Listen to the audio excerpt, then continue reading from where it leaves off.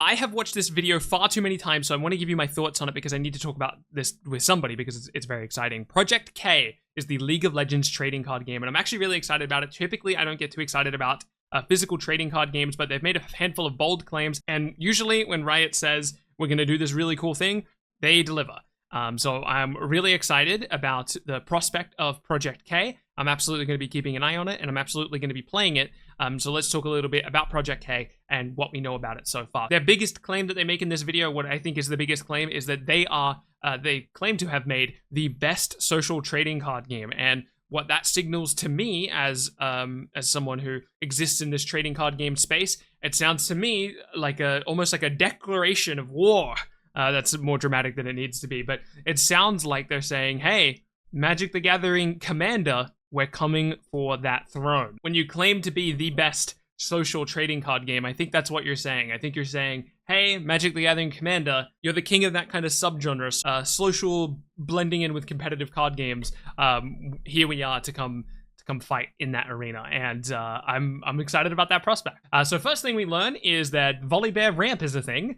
This is our executive producer. I'm not going to talk too much about some of the behind the scenes stuff. I'm just going to mainly focus on what we can learn about Project K itself in this video. So we have two different colors here. We've seen a handful of colors. We'll go over them as they kind of appear. This is a red and I'll say orange. It might be technically yellow, but I'm going to say orange for the sake of this. We have red and orange. We'll go over green and blue as well in this video. Sorry, green and purple. I'm not sure. I think there is a blue as well. We'll see as we go.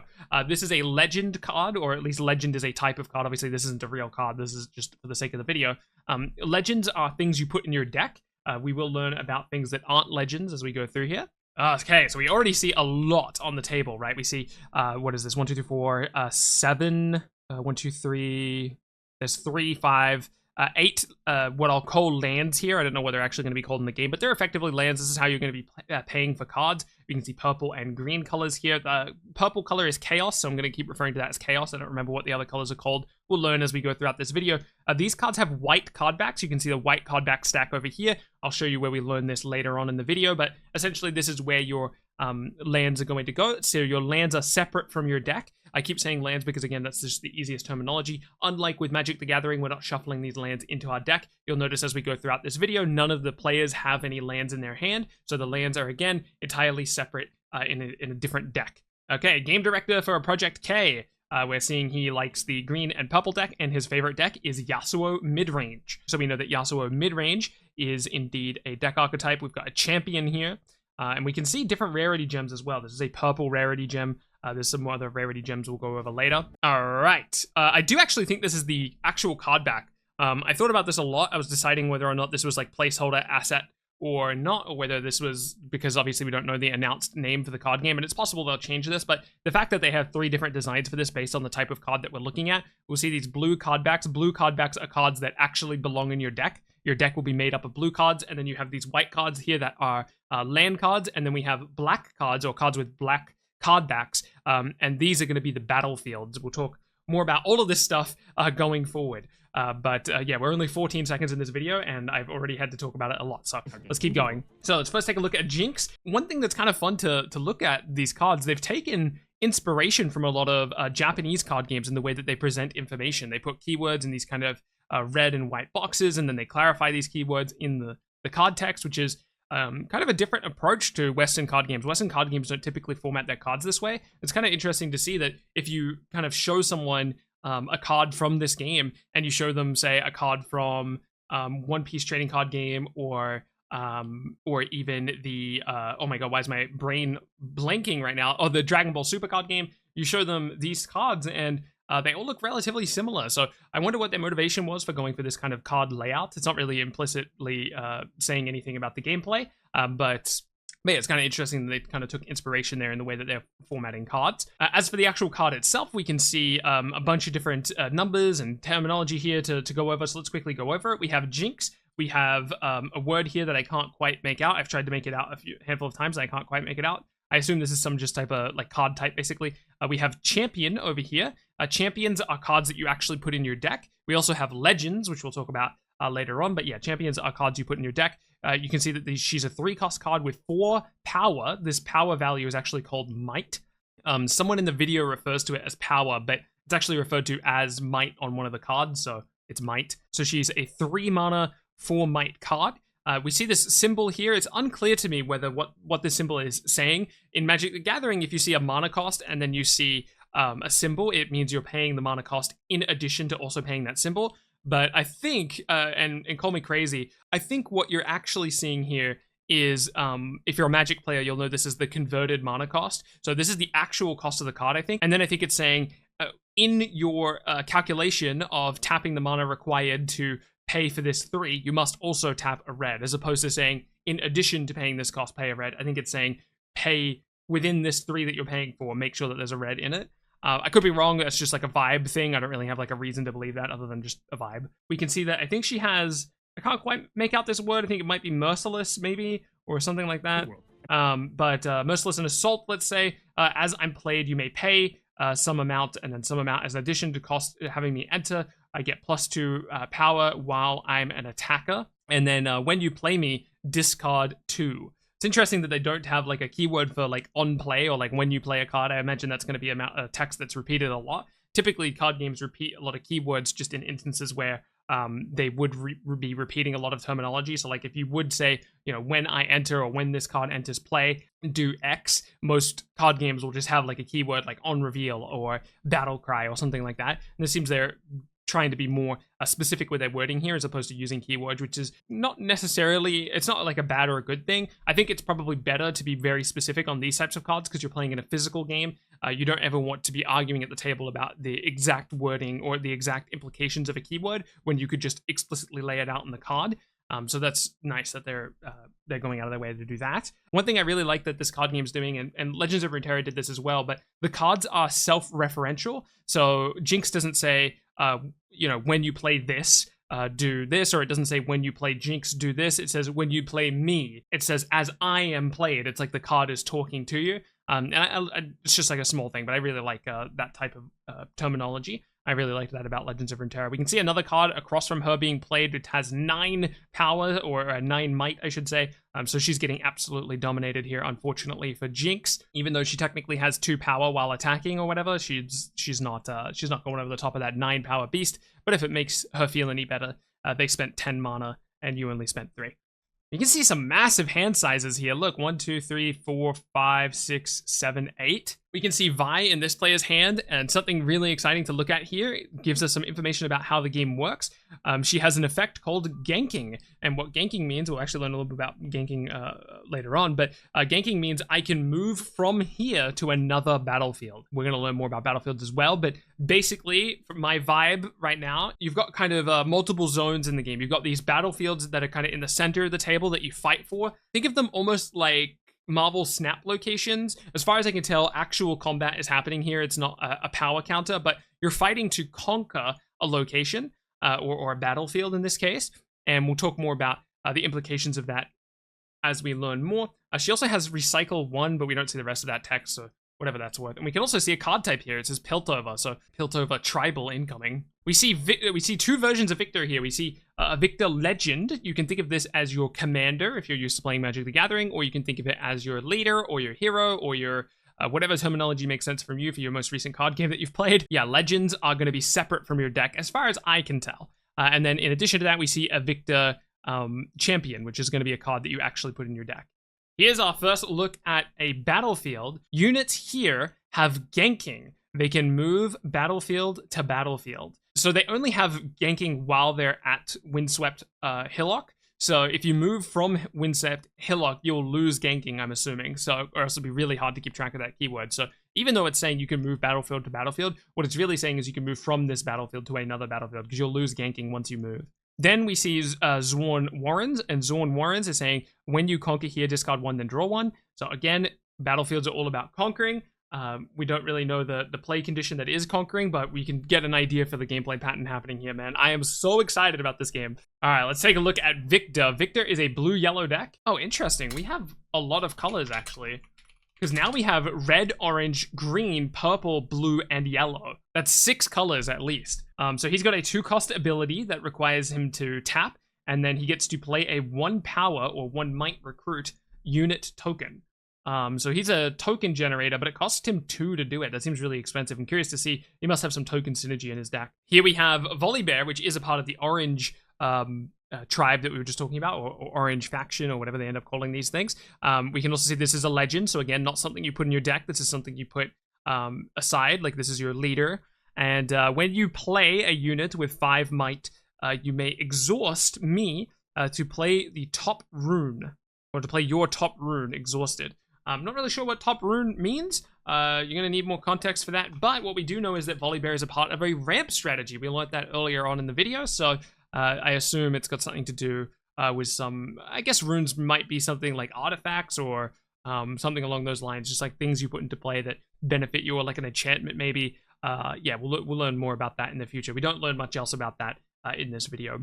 Here we have Yasuo, another legend. So yeah, another leader or commander, whatever terminology works best for you. This is a green-purple card with 2 cost plus tap. Move a friendly unit to or from your base. So again, your base is going to be that kind of central location you put units in before you send them out onto a battlefield.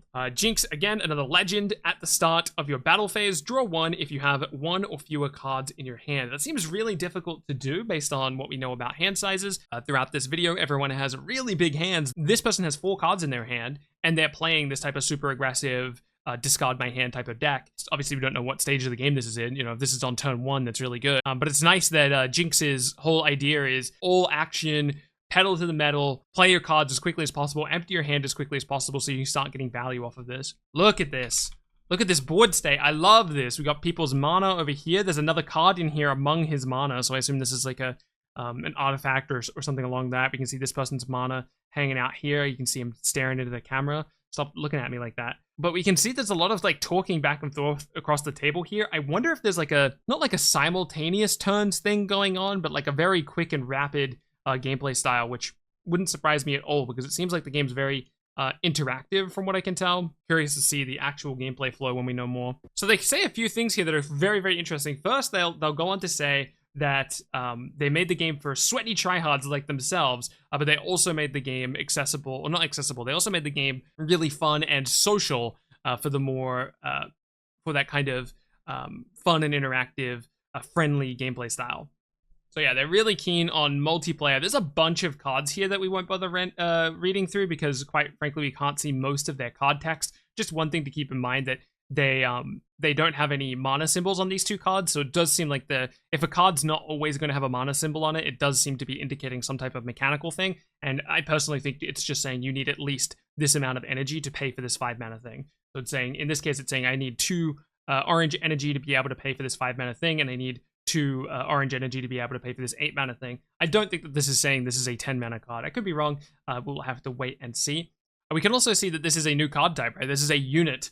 It's not like a legend or a champion, it's a unit, which seems to be distinctly different. We think we've created the best social TCG out there, and something... Look at that. That is such a strong statement. Oh my god. Oh my god, did you see it? Did you see it? More enjoy for sure, but I like actually feeling... Look at that. That's Deny. That's Deny from Legends of Runeterra. That's the counterspell deck if you want to be shutting down people's strategies. I'm trying to get an idea of what the like spell cards or instant cards or sorcery cards. I'm trying to get an idea of what these are actually called, right? We know there are units, we know there are legends, we know there are champions. I'm trying to see like a unit or an event or an instant. Yeah, so these are all the different card backs we have. These card backs are going to be relative to the type of card that they are. So these white cards are mana, these blue cards are cards that you put in your deck, and these black cards, I think that these are going to be the battlefields. They also could just be your champions, whatever the commander things are called. That could be this as well, but I think it's actually battlefields. Here is another look at a champion. So we saw the Yasuo leader before. He was the one that let you move from battlefield to battlefield. Now we have a 6 mana Yasuo champion who has 6 might, and he reads, when I attack, deal damage equal to my might to an enemy here. So it does look like there's going to be some type of back and forth combat at locations or at battlefields. So it's not just going to be like a power counter like Marvel Snap where you just play cards at a location to win that location. It does look like there's actual combat happening at battlefields. We have another champion here is a 4 mana, 4 might card when another non-recruit unit. So it's saying basically it needs to be, actually I'm not really sure what that's saying. I was going to say it needs to be a non-unit, right? Because the other cards we saw the non-champion cards we saw were called units. So I wonder what a non-recruit unit means specifically. So whenever a non-recruit unit you control, or maybe it just means like a token, basically, is what this is saying. So I don't know. Because the Victor we saw earlier, the legend was generating tokens. So maybe this Victor cares about tokens getting destroyed, and this is just saying non-recruit units, meaning essentially tokens in reverse. I'm not sure. We'll learn more later. Whenever a non-recruit unit you control dies, play a 1 might recruit unit token into your base. Okay, so that's almost certainly not the case. If I just kept reading, I would have known that it's probably not a token being generated for a token dying. Maybe it is, though. Who knows? Yeah, I mean, we don't know much about this. We do see the Zorn tag, so we know that Zorn and Piltover are 2 different card tags, or 2 different tribes in the game. So competitive. Zorn, now getting another card, is a 5 mana, 5 might card. When you discard 1 or more cards, ready me and give me +1 power this turn. Whoa. Or +1 might this turn. That's kind of cool. Champion, we see Volibear Champion, 10 mana card, 9 power. Deflect. Opponents must pay energy. So I assume this is energy of any color. Is that what that's saying? It's saying energy of any color, I think. To choose me with a spell. Okay, so they're going to be called spells or effect. When I attack, deal 5 damage split among any number of enemy units here. So it does still have to be here. Yeah, Volibear seems really fun. Yeah, here we go. Our first spell is a 3 mana spell. And we can see that it requires... Oh, this is saying it requires 2 green or purple? Interesting. It's a last breath. Ready a friendly unit. It deals damage equal to its might to an enemy at the battlefield. And it gets readied, so I assume maybe it can... we don't know what combat looks like yet, but I assume you can attack after being readied here. So you're going to kind of be able to attack like 3 times with this, right? Because you attack the once, then you last breath, which is dealing damage, and then you attack again. It's kind of cool. Siphon Power is a 2 mana legendary, right? This is a higher rarity symbol than what we've seen before. This is a reaction card, so we will be able to play cards during our opponent's turn based on the look of this. This may be played in response to another spell or ability. Choose a battlefield, give friendly units there +1 and enemy units there -1. This is going to be a powerful effect for Victor decks. I'm already seeing the meta. Meantime. Okay, so they just did a whole section of the video talking about organized play and how important it is for every region to have an infrastructure for organized play. And as a result of that, they won't be able to launch the game globally simultaneously. And first, they're going to be launching in China because they already have partners there set up to distribute the game properly and have local events and things like that. That they won't be able to guarantee in every other region, and then they'll slowly launch the game in different regions as they acquire the partners that they need in that region, which probably means, as an Australian player, I'm not going to be able to play for a while. Okay. So they'll also be taking pre-orders for the game on Riot's website next year, early next year. I do think Project K is something special. I am excited about it, man. Look at all these cards in this person's hand. You can see their mana. Okay, I think I've spotted something pretty important about the gameplay of Project K to the point where I'm actually re-editing and re-rendering this video with this segment in it now. At the very beginning of this video, when they're setting up the game for the very first time, we can see the pieces of the game that players have set aside. And everybody has set aside their champion, or sorry, not their champion, their legend, which is the card that doesn't have a cost associated with it. Like this Jinx that you're seeing on your screen right now, Loose Cannon Jinx. She's a red-purple card, but also you'll see another card set alongside them, and we can actually identify what that card is. It's Jinx, the Rebel card that's in Chaos, a 5 mana, 5 power card.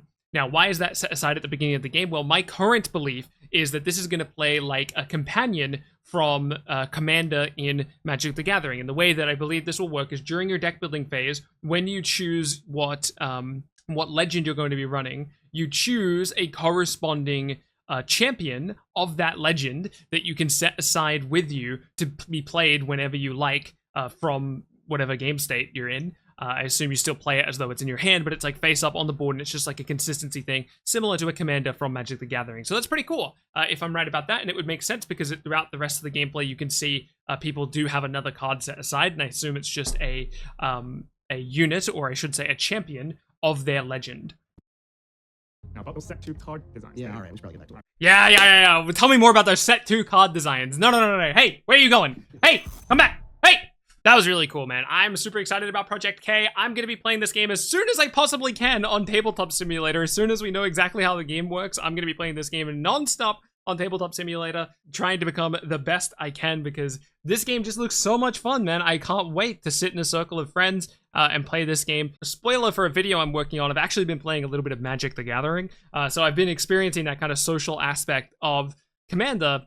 And yeah, it's really fun, and I'm excited to experience that same social experience, but this time with Project K. I'm absolutely going to be one of the people pre-ordering that exclusive edition that they talked about, releasing early next year on their website. And as soon as we know more about Project K, I'll be happy to inform you right here on this channel. Keep being awesome, and I'll catch you in the next one.